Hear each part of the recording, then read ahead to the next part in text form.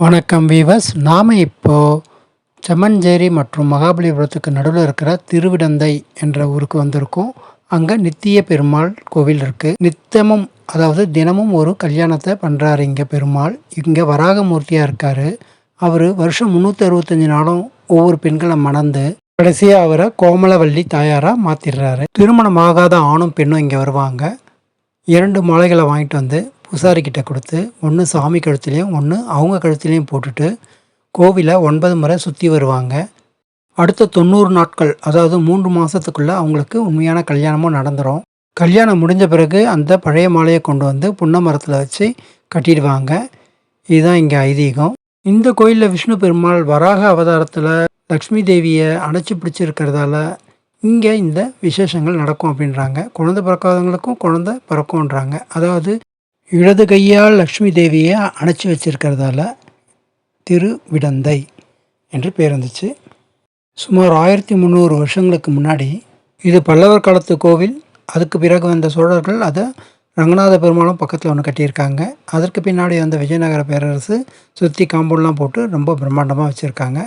குளக்கரையெல்லாம் கட்டியிருக்காங்க. 108 திவ்ய தேசத்தில் ஒன்று. சென்னை திவ்ய தேசத்தில் இது 6வது இடத்துல இருக்குது. சித்திரை மாதம் 10 நாள் பிரம்ம உற்சவம் நடக்கும். இங்கே ரொம்ப நல்லாயிருக்கும் பார்க்குறதுக்கு. பெருமாள் எல்லா வாகனத்துலேயும் எழுந்தருள்வார். ரொம்ப நல்லாயிருக்கும். கடைசியாக தெப்பத்தோடு முடிஞ்சிடும். சரி, ஆதிவராக பெருமாள் ஏன் டெய்லி இங்கே கல்யாணம் பண்ணிக்கிறாரு? 365 நாளும் கல்யாணம் பண்ணுறாரு ஏன் அப்படின்னு பார்த்தீங்கன்னா, காலவ முனிவர் ஒரு இருந்தார். அவருக்கு பார்த்திங்கன்னா 365 பெண் குழந்தைகள் பிறந்தது. அதை அவர் ஒரே மனிதருக்கு கட்டி கொடுக்கணும்னு நினைக்கிறாரு. அவர் யார் அந்த நல்ல மனிதர் பார்க்கும்போது இங்கே இருந்த வராகமூர்த்தியை பார்க்குறாரு. அவருக்கே கல்யாணம் பண்ணி வைக்கிறாரு எல்லாத்தையும். 365 ஒரு வருஷம் முடியும் போது வராக பெருமாள் அவங்க எல்லாரையும் ஒரு சேர சேர்த்து லக்ஷ்மி தேவியா கோமலவல்லி தாயாரா தன்னுடைய இடது கரத்தால் மகாலட்சுமியை அணைத்து மடியில் அமர வைக்கிறாரு.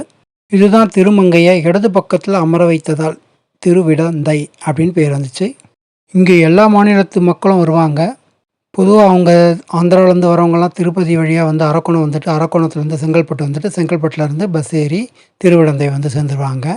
மற்ற மாநிலத்தவர்கள் சென்னை வந்துட்டு சென்னையிலேருந்து டி நகர் வந்து டி நகர்லேருந்து ஸ்ட்ரைட்டாக வர மகாபலிபுரம் பஸ்ஸில் வந்து சேர்ந்துருவாங்க. இந்த கோவிலில் எப்போவுமே கூட்டம் அதிகமாக இருக்கும்.